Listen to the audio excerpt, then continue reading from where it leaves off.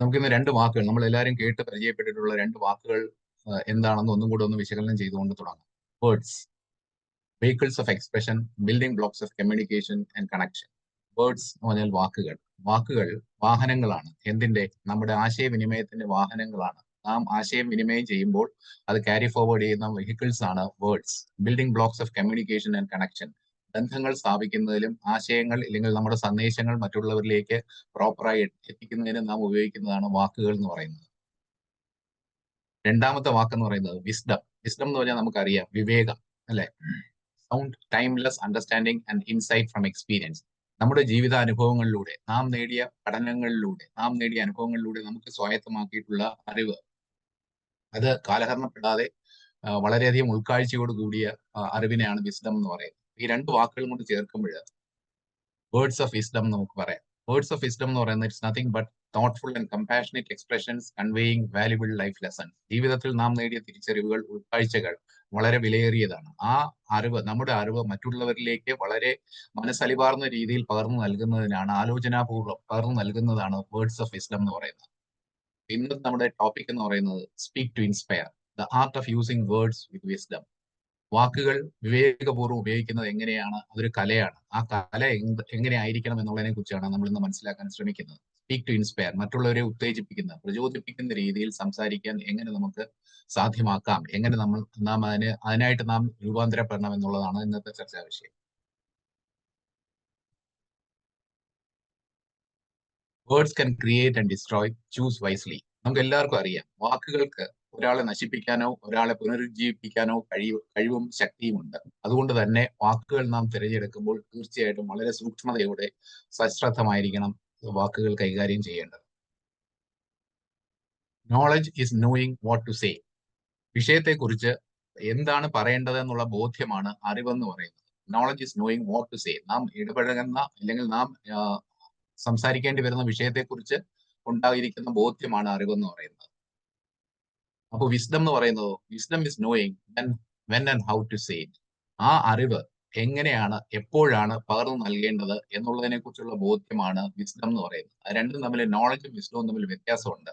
ഈ ഒരു ചെറിയ ഒരു തലനാരിഴയുടെ വ്യത്യാസം നമ്മൾ അത് മനസ്സിലാക്കിയാൽ നമുക്ക് ഒരുപാട് നേട്ടങ്ങൾ ഉണ്ടാകും. Your words carry so much power, always pack them with wisdom.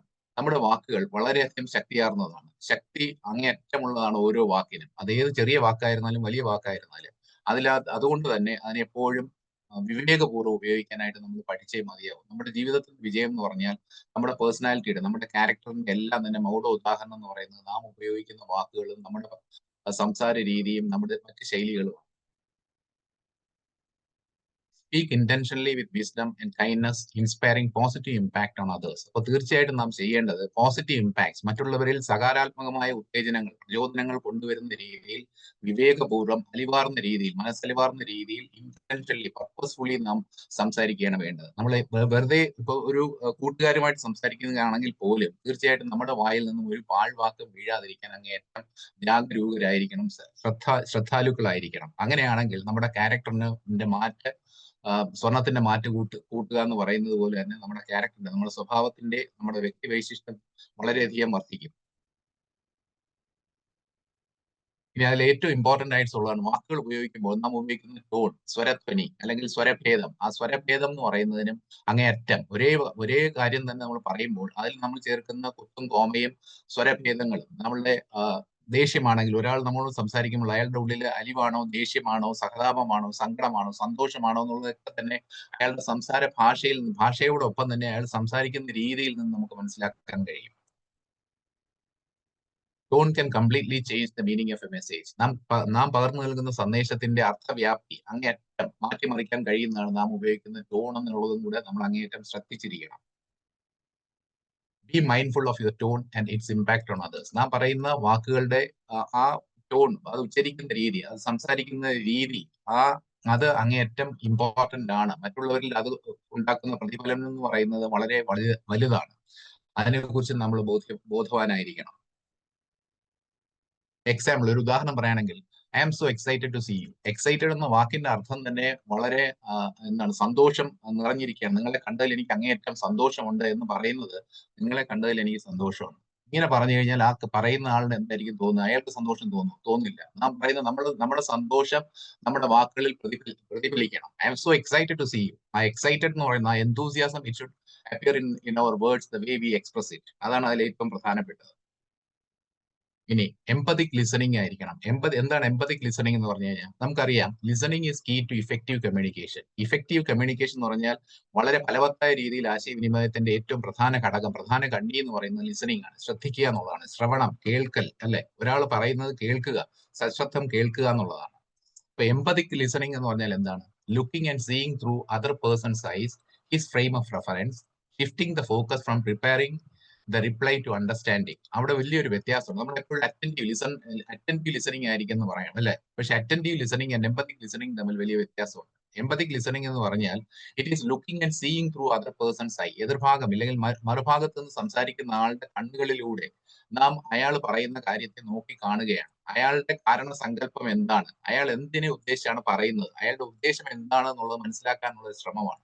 Attentive listening എന്ന് പറയുമ്പോഴത്തേക്കും അവിടെ എന്താ സംഭവിക്കുക എന്ന് പറഞ്ഞു കഴിഞ്ഞാൽ അയാൾ പറയുന്നതിൽ നമ്മൾ ശ്രദ്ധിക്കുന്നുണ്ട്. പക്ഷെ നമ്മുടെ ശ്രദ്ധ എന്ന് പറയുന്നത് അയാൾ പറയുന്നതിന് നാം എന്ത് മറുപടി കൊടുക്കണം എന്നുള്ളതിനെ കുറിച്ചാണ് നമ്മുടെ മനസ്സിൽ ചിന്തിച്ചുകൊണ്ടിരിക്കുക.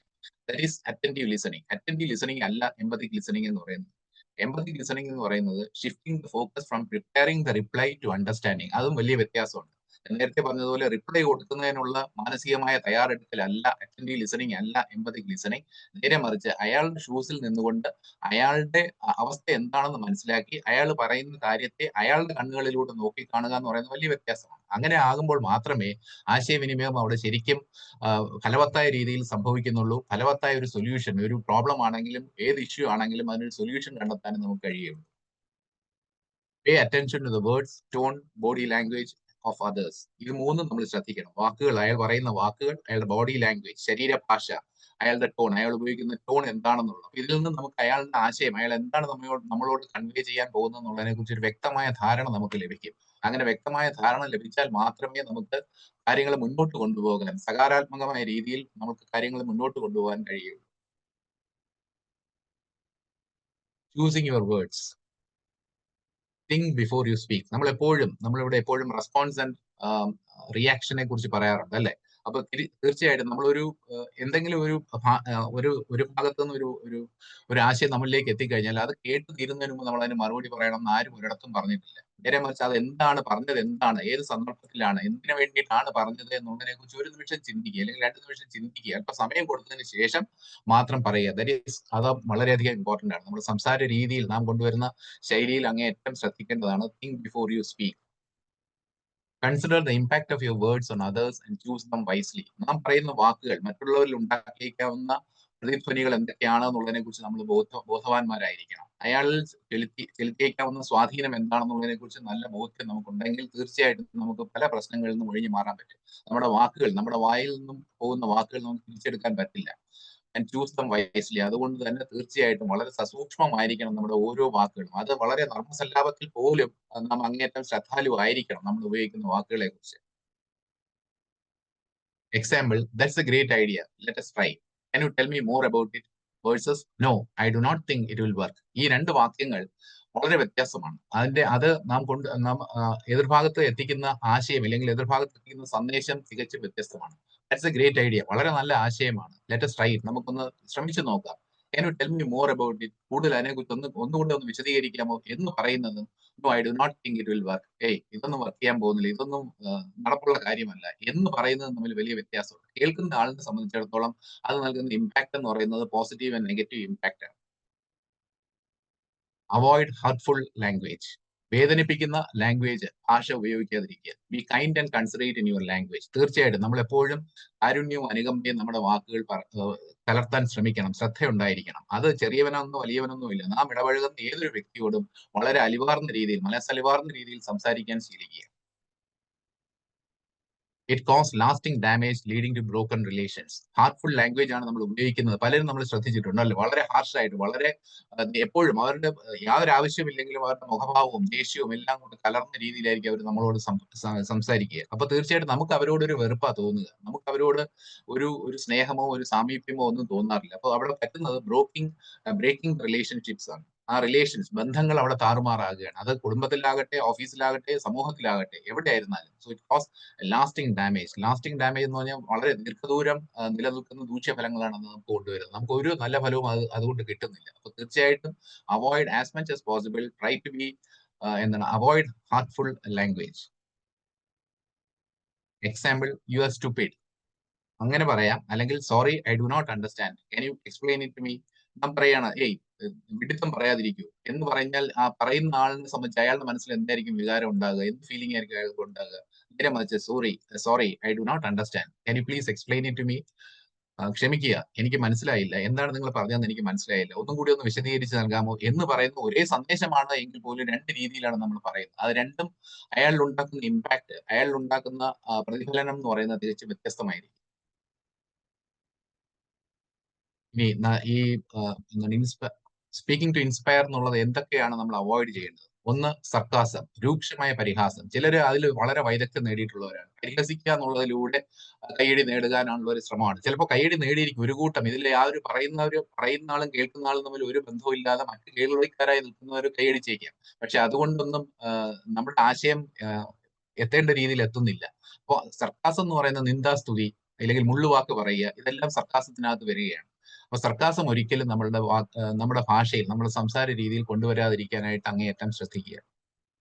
Do not interact. പലപ്പോഴും നമ്മൾ ശ്രദ്ധിച്ചിട്ടുണ്ട്, മറ്റൊരാൾ പറയുന്നതിന് മുമ്പ് അയാൾ പറയാൻ പോകുന്ന ഇതാണ് എന്നുള്ള ഉദ്ദേശത്തോടു കൂടി കയറി തിരിച്ച് അങ്ങോട്ട് പറയുക. അപ്പോൾ നമ്മൾ പണ്ട് ഈ ആദ്യകാലത്ത് മിമിക്രി ഒക്കെ തുടങ്ങിയ കാലത്ത് ഒരു സ്ഥിരം കലാരൂപമായിരുന്നു ഈ ആകാശവാണി തൃശ്ശൂർ നിലയത്തിൽ നിന്നും ആകാശവാണി കോഴിക്കോട് നിലയത്തിൽ നിന്നും സംഭാഷണം ചെയ്യുന്നത് ഇടയ്ക്ക് വെച്ച് മിങ്കിൾ ആകുമ്പോഴത്തേക്കും ഉണ്ടാകുന്ന സംഭാഷണം എന്ന് പറഞ്ഞിട്ട് നമ്മൾ പറയുകയും നമ്മൾ അധികം ചിരിക്കുകയും ചെയ്തിട്ടുണ്ട് അല്ലെ പലപ്പോഴും.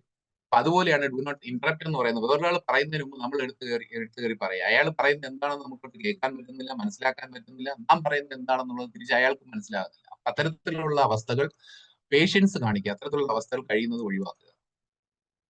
Refrain from gossip. അത് നമുക്കറിയാം, നമ്മളിവിടെ ഗോസിപ്പിനെ കുറിച്ച് ഒരുപാട് സെഷൻസ് കേട്ടിട്ടുള്ളതാണ് അല്ലെ. ഗോസിപ്പ് എന്ന് പറയുമ്പോഴത്തേക്കും പരദൂഷണത്തിൽ ഇടപഴകാതിരിക്കുക. പരദൂഷണം ആയിട്ടുള്ള ചർച്ചകളാണ് നടക്കുന്നതെങ്കിൽ കഴിയുന്നത് നമ്മൾ അവിടെ നിന്ന് മാറി നിൽക്കുക. നമ്മുടെ കോൺട്രിബ്യൂഷൻ അവിടെ ഒന്നും ആവശ്യമില്ല. തീർച്ചയായിട്ടും പരദൂഷണം എല്ലാവർക്കും പറയാൻ പറ്റും അല്ലെ. മറ്റുള്ളവരെ കുറിച്ച് നിജസ്ഥിതി അറിയാതെ സംസാരിക്കുന്നതിനാണ് പരദൂഷണം എന്ന് പറയുക. കേട്ടതിനെ കേട്ടതുപോലെ പറയുക. ഇപ്പൊ വാട്സാപ്പിലൂടെ നാം കാണുന്നത് മുഴുവൻ അതാണ്. ആരെങ്കിലും ഒരാൾ ഒരു മെസ്സേജ് ഫോർവേഡ് ചെയ്യുന്നു, അത് എടുത്ത് വെച്ചിട്ട് അതിന് സത്യമാണോ, അത് നടന്നതാണോ ഇല്ലയോ എന്നുള്ളതിനെ കുറിച്ച് ആലോചിക്കുക. നമ്മൾ അത് എടുത്തു വെച്ചിട്ട് നമ്മുടെ ഫ്രണ്ട് സർക്കിളിലേക്ക് ഫോർവേഡ് ചെയ്യുന്നു. It's also gossip. അപ്പൊ റെഫ്രെയിൻ ഫ്രം ഗോസിപ്പിൽ നിന്ന് മാറി നിൽക്കുക. Do not make assumptions. തോക്കിനകത്ത് കയറി വെടിവെക്കരുതെന്ന് പറയും അല്ലെ. നേരത്തെ പറഞ്ഞതുപോലെ തന്നെ മറ്റൊരാൾ പറയുന്നതിന് മുമ്പ് അയാൾ പറയാൻ പോകുന്നത് ഇന്നതാണ് എന്നുള്ള ഒരു ധാരണയിൽ ധരിച്ചുകൊണ്ട് നാം ഊഹാപോഹങ്ങൾ അടിസ്ഥാനപ്പെടുത്തിക്കൊണ്ട് നമ്മൾ മറുപടി പറയാൻ തുടങ്ങും. അയാൾ പറയുന്നത് എക്സ് എന്നുള്ള കാര്യമായിരിക്കും, നമ്മൾ പറയാൻ മറുപടി പറയുന്നത് എ എന്നുള്ളതിനെ കുറിച്ചായിരിക്കും. അത് രണ്ടും തമ്മിൽ വലിയ വ്യത്യാസമുണ്ട്. അപ്പൊ അതിനെല്ലാം നമുക്ക് വേണ്ടത് ഒരു പേഷ്യൻസ് ആണ്. ഒരു മെച്യൂരിറ്റി ലെവൽ ഉള്ളവർക്ക് മാത്രമേ ഈ കാര്യങ്ങളെല്ലാം അവോയ്ഡ് ചെയ്യാൻ പറ്റുള്ളൂ. And avoid heartful humour. നേരത്തെ പറഞ്ഞ സർക്കാസത്തിന്റെ കുറച്ചും കൂടെ ചെറിയ ലെവലിലുള്ളതാണ് ഹാർട്ട്ഫുൾ ഹ്യൂമർ എന്ന് പറയുന്നത്. ഹ്യൂമർ ആവശ്യമാണ്. നർമ്മരസം എല്ലാവർക്കും, എല്ലാ സംഭാഷണങ്ങളിലും നർമ്മം ഉണ്ടെങ്കിൽ തീർച്ചയായിട്ടും അതിന്റെ എഫക്ട് കൂടും. പക്ഷെ അത് ഒരിക്കലും പരിധി വിടാതെ നോക്കുക. പരിധി വിടാതെ നോക്കുക എന്ന് പറയുമ്പോഴത്തേക്കും വ്യക്തികളെ അധിഷ്ഠിതമാക്കിയിട്ടാകരുത് ഹ്യൂമർ പറയേണ്ടത്. ആ സംഗതിയെക്കുറിച്ച്, നാം സംസാരിക്കുന്ന സംഗതിയെക്കുറിച്ച്, ആ സംഗതിയുടെ അതിന്റെ കാഠിന്യം അതൊന്ന് ലഘൂകരിക്കുന്നതിനായിട്ട് ഉപകരിക്കുന്ന രീതിയിൽ ഏറ്റവും അനുയോജ്യമായ രീതിയിൽ പറയാൻ പറ്റുമെങ്കിൽ മാത്രം ഹ്യൂമർ ഉപയോഗിക്കുക. അല്ലാതെ ഹ്യൂമർ പറയുന്നത് എസ്പെഷ്യലി മറ്റുള്ളവരെ കൊച്ചാക്കാനായിട്ട്, മറ്റുള്ളവരുടെ കഴിവിനെ കൊച്ചാക്കി കാണിക്കുക, അല്ലെങ്കിൽ അവരുടെ വില കുറച്ച് കാണിക്കുന്ന തലത്തിൽ, അവരെ സമൂഹത്തിൽ താറടിച്ച് കാണിക്കുന്ന രീതിയിൽ നമ്മൾ ഒരിക്കലും സംസാരിക്കാതിരിക്കുക. And do not speak when angry. തീർച്ചയായിട്ടും ദേഷ്യം വന്നിരിക്കുന്ന അവസ്ഥയിൽ ഒരിക്കലും സംസാരിക്കുക. നമുക്കറിയാം ദേഷ്യം കൊണ്ട് കാട്ടിക്കൂട്ടുന്ന കോലാഹലങ്ങളും അതിനെ തുടർന്നുണ്ടാകുന്ന നഷ്ടങ്ങളും എന്തൊക്കെയാണെന്നുള്ളത് എനിക്ക് കൂടുതൽ വിശദീകരിക്കേണ്ട കാര്യമില്ല. ഓരോ ദിവസത്തെയും വാർത്ത ഒന്ന് ശ്രദ്ധിച്ചാൽ മതി അല്ലെ. ഓരോ കുടുംബങ്ങൾ എത്രമാത്രം കുടുംബങ്ങളാണ് തകർന്ന് തരിപ്പണമായി പോയിട്ടുള്ളത്. ഒരു നിമിഷത്തെ ദേഷ്യം, ആ ദേഷ്യം കൊണ്ട് കാട്ടിക്കൂട്ടുന്ന നമ്മുടെ വിക്രിയകൾ, അത് കുടുംബത്തെ മുഴുവൻ തകർക്കുന്നു. സമൂഹത്തിൽ അതിന്റെ ദൂഷ്യഫലങ്ങൾ ഉണ്ടാകുന്നു. ഓഫീസിലായിരുന്നാലും വീട്ടിലായിരുന്നാലും എല്ലാം. അതുകൊണ്ട് എപ്പോഴും ആംഗ്രി ആയിട്ട് വരുന്നു, ദേഷ്യം വരുന്നു എന്നുള്ള അറിയുകയാണെങ്കിൽ, അത് മക്കളോടാകട്ടെ, ഭാര്യയോടാകട്ടെ, ഭർത്താവിനോടാകട്ടെ, ദേഷ്യം വരുന്നു എന്നറിയെങ്കിൽ സൈലൻസ് ഈസ് ഗോൾഡൻ എന്ന് പറയുന്നത് അവിടെയാണ്. നമ്മൾ എപ്പോഴും മിണ്ടാതിരിക്കാൻ ശീലിക്കുക. Do not speak when angry. ഇത്രയും 6 കാര്യങ്ങളും കൂടെ ശ്രദ്ധിച്ചു കഴിഞ്ഞാൽ we can speak to inspire others, make positive impact on others. ഈ നിത്യജീവിതത്തിൽ നമുക്ക് വേർഡ്സ് വിത്ത് വിസ്ഡത്തിന്റെ ചെറിയ ചില എക്സാമ്പിൾസ് എന്തൊക്കെയാണെന്നോ. ഒന്ന്, I am sorry, can you help me understand. ക്ഷമിക്കുക, എന്നോട് ക്ഷമിക്കുക, എനിക്ക് കൂടുതലൊന്ന് മനസ്സിലാക്കി തരാമോ എന്ന് ചോദിക്കുമ്പോൾ instead of getting defensive ask for clarification and show our willingness to learn. അവിടെ നാം കാണിക്കുന്നത് അങ്ങനെയുള്ള ഒരു വാചകം നാം പറയുമ്പോൾ അവിടെ നാം കാണിക്കുന്ന ഒരു പോസിറ്റീവ് ഇമ്പാക്റ്റ് ആണ്. അതായത് ഞാൻ മനസ്സിലാക്കാൻ കൂടുതൽ ശ്രമിക്കുന്ന ഒരു വ്യക്തിയാണ്, ഞാൻ ഓപ്പൺ മൈൻഡഡ് പേഴ്സൺ ആണ്. ഇൻസ്റ്റെഡ് ഓഫ് ഗെറ്റിംഗ്, ഞാൻ പ്രതിരോധത്തിൽ ആഴുന്നില്ല. എനിക്ക് അയാൾ പറയുന്നതിനോട് യോജിക്കാൻ കഴിയില്ലായിരിക്കും, പക്ഷേ ഞാൻ അത് പറയുന്ന രീതി എന്ന് പറഞ്ഞാൽ തികച്ചും വ്യത്യസ്തമാണ്. I am sorry, can you help me understand. അങ്ങനെ അത്തരത്തിലുള്ള വാക്കുകളും വാചകങ്ങളും ശീലിക്കുക നിത്യജീവിതത്തിൽ. രണ്ടാമത്തെ എക്സാമ്പിൾ എന്ന് പറയുന്നത് that's a great idea, can you build on that, can we build on that, acknowledge others contributions and encourage collaboration. അവിടെ തീർച്ചയായിട്ടും നമ്മൾ ഇന്ന് സമൂഹത്തിൽ ജീവിക്കുമ്പോൾ മറ്റുള്ളവരെ അംഗീകരിക്കുകയും അവരുടെ കോൺട്രിബ്യൂഷൻ ചെറുതോ വലുതോ ആകട്ടെ, ഇറസ്പെക്റ്റീവ് ഓഫ് സ്റ്റാറ്റസിന്റെ വ്യത്യാസവും വലിപ്പവും ഒന്നും നോക്കാതെ തന്നെ മറ്റുള്ളവർ പറയുന്ന അവരെ അംഗീകരിക്കുകയും അവരെ മാനിക്കുകയും അവരുടെ അഭിപ്രായം വളരെ ഒട്ടും പ്രസക്തമല്ല എങ്കിൽ പോലും അങ്ങനെ പറയുമ്പോഴത്തേക്കും അവരിൽ ഉണ്ടാകുന്ന ഒരു സന്തോഷം, അവരിൽ ഉണ്ടാകുന്ന ഒരു പോസിറ്റീവ് ഇമ്പാക്ട് എന്ന് പറയുന്നത് വളരെ വലുതാണ്. അപ്പൊ അത് തീർച്ചയായിട്ടും ആ കൊളാബറേഷൻ, സഹവർത്തിത്വ മനോഭാവം, ഇല്ലെങ്കിൽ യോജിപ്പോട് കൂടി കാര്യങ്ങൾ മുന്നോട്ട് കൊണ്ടുപോകാനുള്ള കഴിവ്, that's a great idea, can be build on that. നമുക്കത് കൂടുതൽ അതിനെക്കുറിച്ച് ചർച്ച ചെയ്തിട്ട് നമുക്ക് ഒരുമിച്ച് അത് എന്തുകൊണ്ട് ചെയ്തുകൂടാ എന്ന് ചോദിക്കുന്നത് വളരെ വ്യത്യാസമായിട്ടുള്ള ഒരു ഇമ്പാക്ട് ആയിരിക്കും കൊണ്ടുവരിക. I'm feeling overwhelmed, can we prioritise task together, express your feelings and ask for help when needed. ഇവിടെ വീണ്ടും ഐ എം ഫീലിംഗ് ഓവർവെൽഡ്, ഞാൻ ആകെ ആശയക്കുഴപ്പത്തിലാണ്, എനിക്കത് മനസ്സിലായിട്ടില്ല ശരിക്കും. ക്യാൻ വി പ്രയോറിറ്റൈസ് ടാസ്ക്, ഓരോ കാര്യങ്ങളും നമുക്ക് വളരെ വ്യക്തതയോടുകൂടി ഒന്നുകൂടി ചർച്ച ചെയ്യാമോ എന്ന് പറയുമ്പോൾ എതിർഭാഗത്തിന് മനസ്സിലാകും ഇയാൾ ആകെപ്പാട് ഓവർവെൽഡ് ആണ്, ഇല്ലെങ്കിൽ അയാൾക്ക് ഞാൻ പറഞ്ഞ സംഗതി ശരിക്കും മനസ്സിലായിട്ടില്ല. അപ്പൊ ഇത് അയാളുടെയും കൂടെ ബാധ്യതയായി മാറുകയാണ്. ആ പറഞ്ഞ സംഗതിയെ ഒന്നും കൂടെ ഒന്ന് വിശദീകരിച്ച് മനസ്സിലാക്കാനായിട്ടുള്ള ഒരു ശ്രമം അയാളുടെ ഭാഗത്തുനിന്ന് ഉണ്ടാകും, നമ്മുടെ ഭാഗത്തുനിന്നും അതുപോലെ ഉണ്ടാകും. അപ്പോൾ എക്സ്പ്രസ് യുവർ ഫീലിംഗ്സ്, നമ്മുടെ ഫീലിംഗ്സ് നമ്മൾ ഓപ്പൺ ആയിട്ട് പറയുകയാണ്.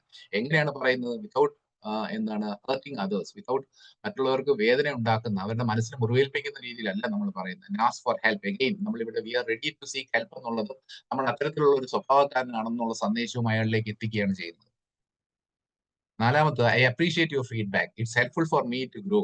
തീർച്ചയായിട്ടും നിങ്ങളുടെ ഫീഡ്ബാക്ക്, നിങ്ങൾ എനിക്ക് നൽകിയ വിലയേറിയ അഭിപ്രായം, നിങ്ങളുടെ അഭിപ്രായം വളരെ വിലപിടിപ്പുള്ളതാണ്. തീർച്ചയായിട്ടും ഞാൻ അതിനെ മാനിക്കുന്നു. എന്തുകൊണ്ടെന്നാൽ അതുകൊണ്ട് എനിക്ക് വളരാൻ കഴിയും, എന്റെ പ്രോഡക്റ്റിനെ അല്ലെങ്കിൽ എന്റെ സർവീസിനെ അത് കൂടുതൽ മെച്ചപ്പെടുത്താനായിട്ട് എനിക്ക് ഉപയോഗിക്കാൻ കഴിയും. താങ്ക് യു സോ മച്ച് എന്ന് പറയുമ്പോഴത്തേക്കും വി ആർ എക്സ്പ്രസിംഗ് അവർ ഗ്രാറ്റിറ്റ്യൂഡ്. ഗ്രാറ്റിറ്റ്യൂഡ് എന്നുള്ള സെഷനെ കുറിച്ച് നമ്മളെല്ലാം ഇവിടെ ഒരുപാട് സെഷൻസ് മൈൻഡ് പ്ലസിൽ ഉണ്ടായിട്ടുണ്ട് അല്ലേ?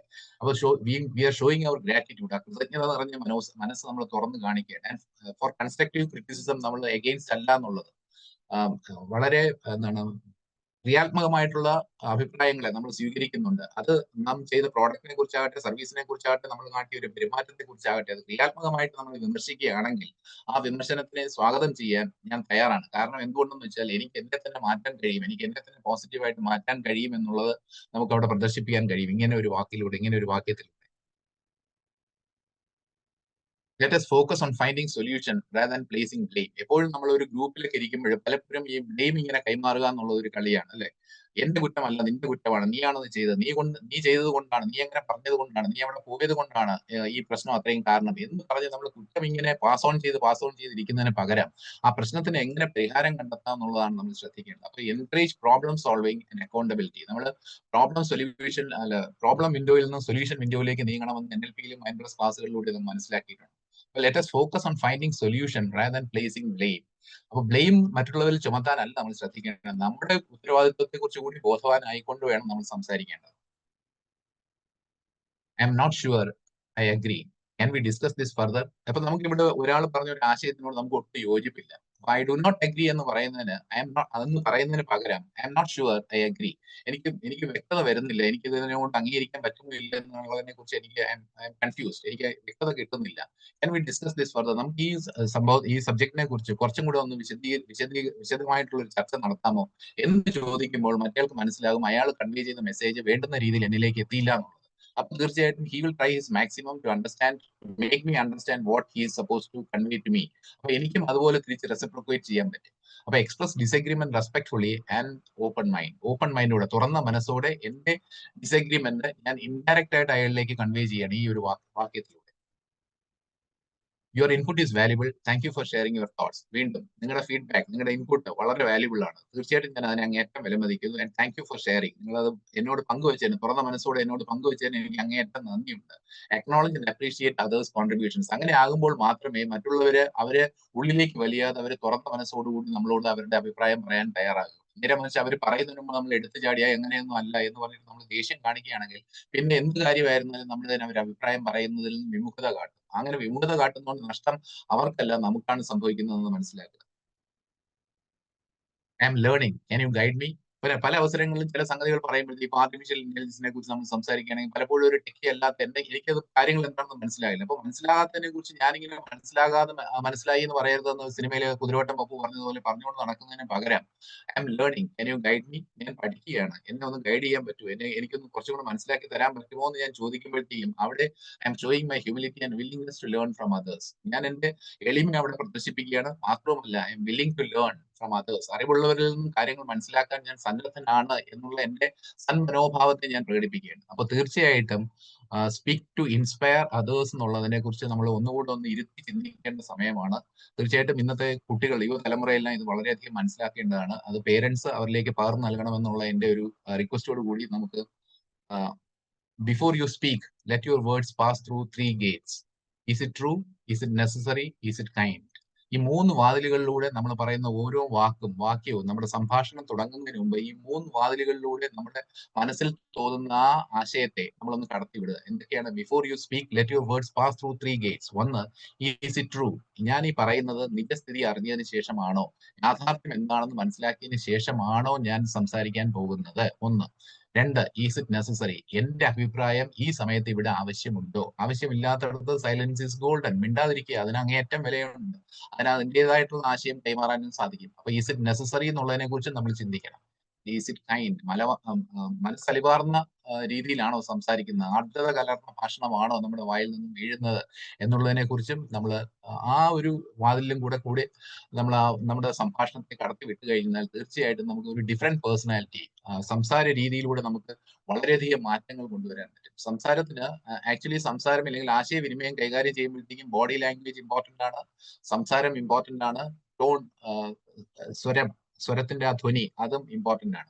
ഇതിൽ വാക്കുകൾ എന്ന് പറയുന്നത് ആക്ച്വലി സയന്റിഫിക് സ്റ്റഡീസ് കാണിച്ചിട്ടുള്ളത് 7% മാത്രമാണ്.